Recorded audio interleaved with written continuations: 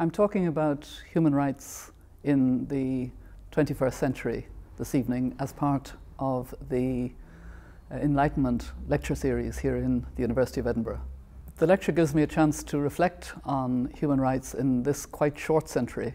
I was High Commissioner for Human Rights at the beginning, and I really felt that human rights were doing well because we had the Millennium Assembly of a very large number of governments who agreed on what's called the Millennium Declaration for the new millennium.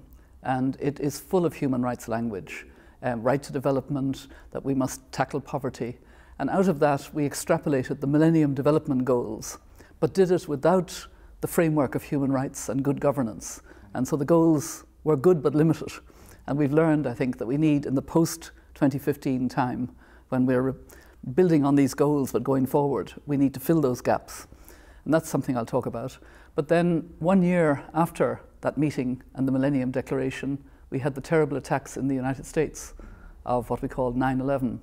And that led to the United States and many other countries undermining standards of human rights, not upholding their standards on torture and on extraordinary rendition and opening Guantanamo Bay without complying with the Geneva Conventions and so on. And then other countries, when the United States wasn't upholding its standards, said things have changed.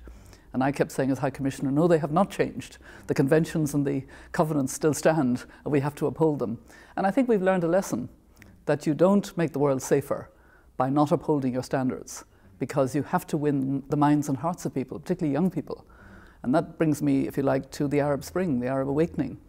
What did those young people who came into the streets and squares of the Middle East, Egypt, Tunisia, Libya, etc., what did they want? They wanted jobs, yes, but they also wanted human dignity, human rights, to get rid of dictator governments, and to, most of all, be respected and valued for what they could contribute.